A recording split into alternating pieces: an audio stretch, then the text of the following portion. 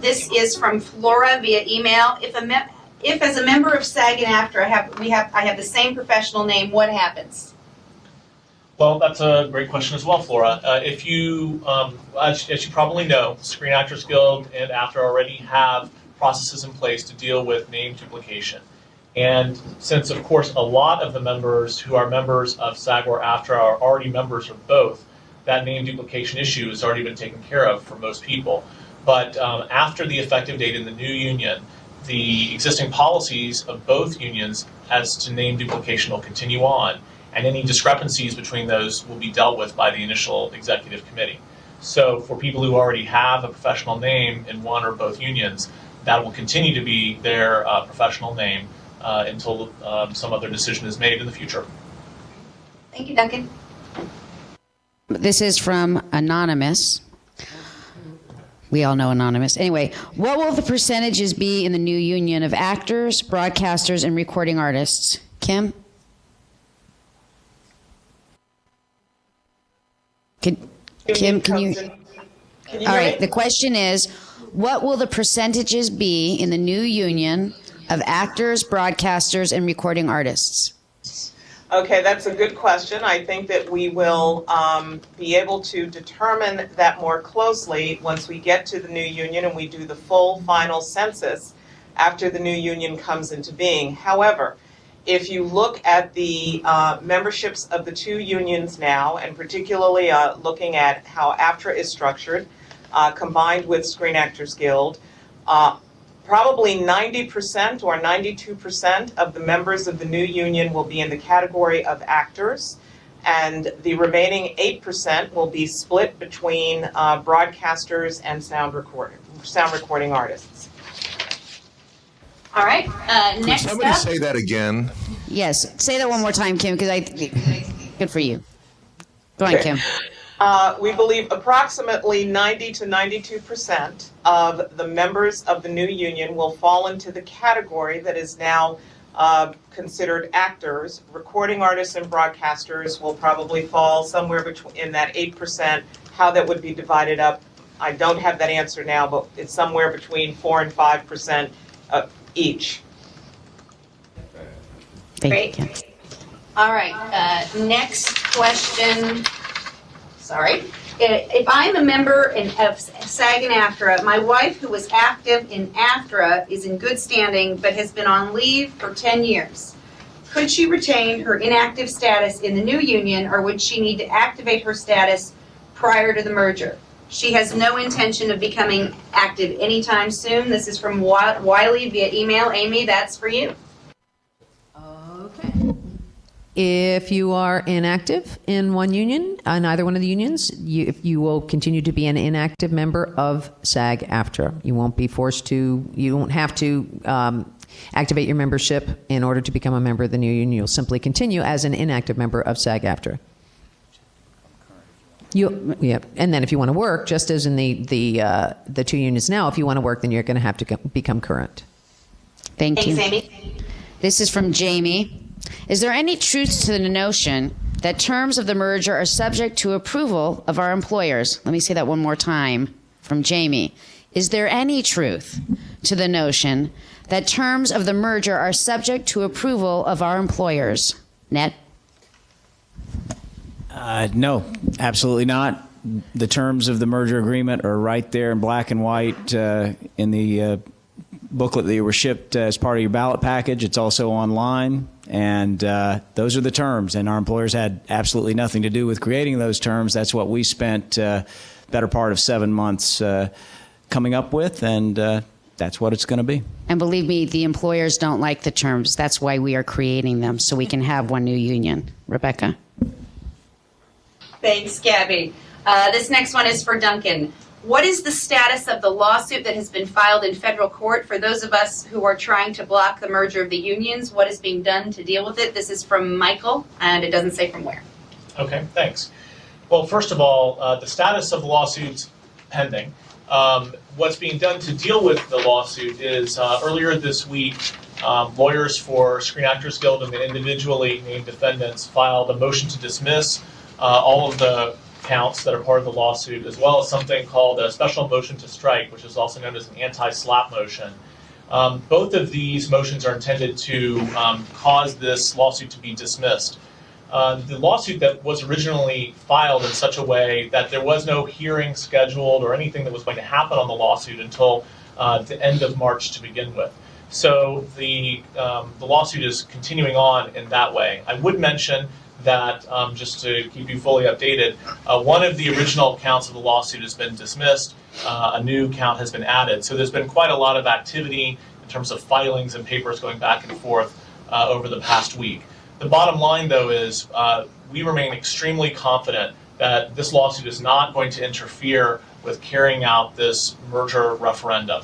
The ballots went out to the memberships of both SAG and AFTRA on Monday uninterrupted, and the ballots will be returning, of course, on March 30th and tabulating that day. So we're extremely confident that the claims in this lawsuit are without merit and that the court is not going to take any action that will interfere with the process of reaching a decision that's reached by the memberships of these two unions on the scheduled date.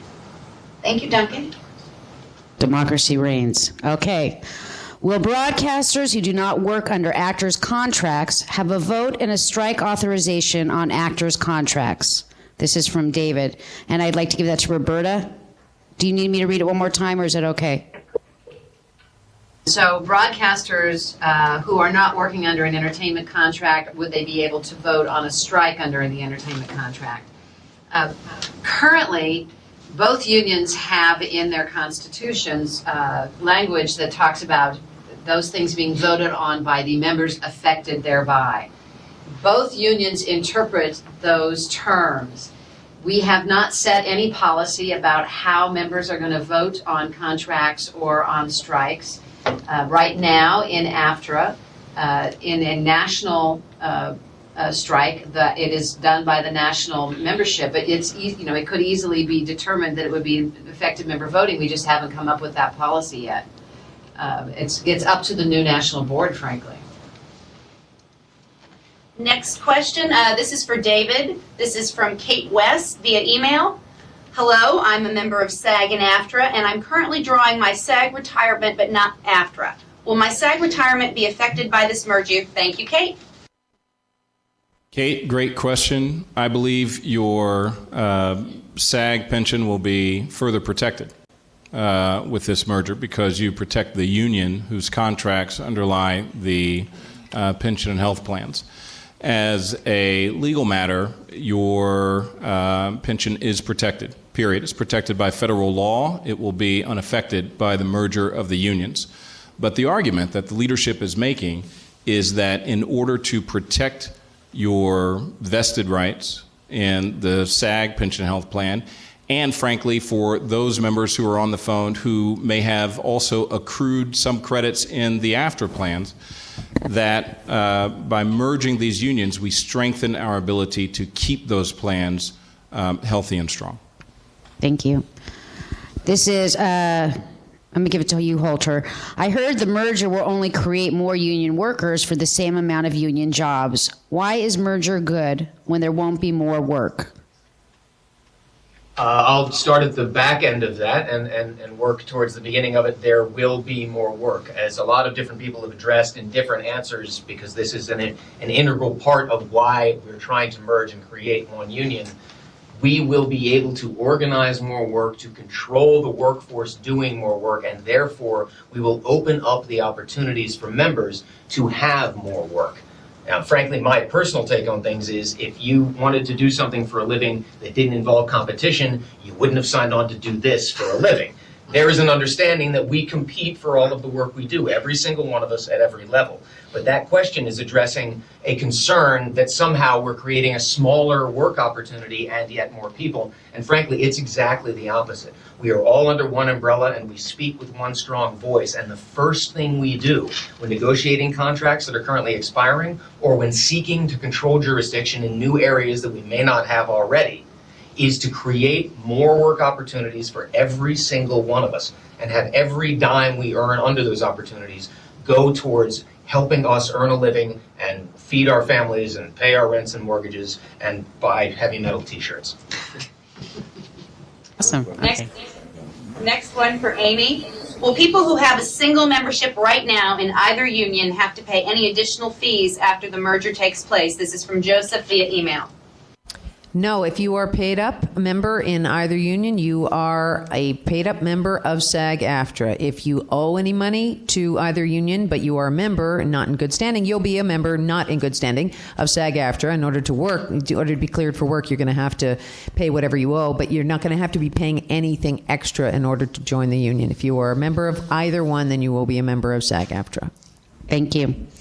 This is from Stephanie. What will happen to the affiliation with AFL-CIO that AFTRA currently holds? Is SAG affiliated with AFL-CIO currently? David? SAG is affiliated with the AFL-CIO through an organization known as the 4A's, which is the Association of American Artistes of something with an A. We've been associated with the 4A's along with AFTRA and with Equity and with a number of other performers unions for many decades. Recently, as many people know, AFTRA affiliated directly with the AFL-CIO, and it is an express intention that SAG-AFTRA, after we merge, affiliate directly with the AFL-CIO. Thank you. Gabby, would you like me to just add in one or two things, if I may? Associated Actors and Artists of America. There you go. And also, when you get your material, if you look at the merger agreement, Article 15, Section B provides the specific requirement that the unions take steps immediately after the effective date to ensure that the charter that AFTRA has with the AFL-CIO is granted to the new organization, and also to take steps to ensure that the current membership of both AFTRA and Screen Actors Guild in the 4A's succeeds to the new organization. And members can read that in Article 15, Section B of the merger agreement. Kim. Okay. Next question, Roberta. This is from Tom via email. I've been a member of SAG since the early 1980s, joined in Boston. Will this merger also give me automatic membership in AFTRA? Okay, once again, and I know this, it's confusing because the new union's named SAG-AFTRA. So I think part of what happens is because we've hyphenated the name, sometimes people are thinking that the two unions continue in the new organization. The two new unions do not continue in the new organization. We have a new union called SAG-AFTRA. And if you are a paid-up member in one of the unions in good standing, you are automatically a member of SAG-AFTRA. You don't have to pay any additional fees. You're in. Again, don't be fooled by the hyphen in the name. It really is one new union. Thanks, Roberta.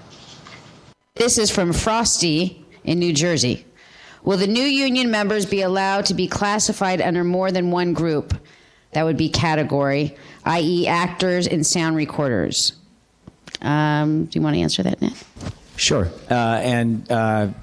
Just before I get to that, I wanted to amplify slightly, and it's actually touches on this because I saw a little confusion in this room from Roberta's earlier answer about effective member voting. Just to make it clear that while the board has not set a policy about which members will be affected by which contracts, it is part of the SAG-AFTRA Constitution that affected member voting will apply. And so something that's an important consideration there is that in SAG and AFTRA, as separate unions, we negotiated our major contracts under a bargaining arrangement called Phase 1 that required that all the members of both unions ratify those Phase 1 negotiated agreements. That meant that members who, frankly, didn't work those contracts were often given the opportunity to vote on them. In SAG-AFTRA, we will not have Phase 1 because we will be only one union. And therefore, I think there's going to be a strong impulse to apply a much more narrow definition of effective member voting because obviously folks who are working in a broadcast station somewhere outside of Los Angeles don't want 92% of the union all the actors to come and vote on their contracts, and likewise, actors don't want broadcasters or recording artists to have the determinative outcome on their contracts. So the board will set the policies, but that ability is in place. So to this question about categories of members, right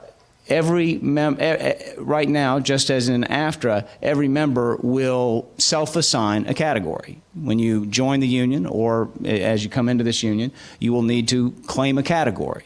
The fact that you are claiming to be a member of a category, I obviously will be an actor, doesn't prohibit you in any way from doing any of the work that the union covers. So you may do work that a voice announcer, which is another category in AFTRA. I'm an actor, but I also do VO work. I could do stunt performer work if I were crazy enough to try that.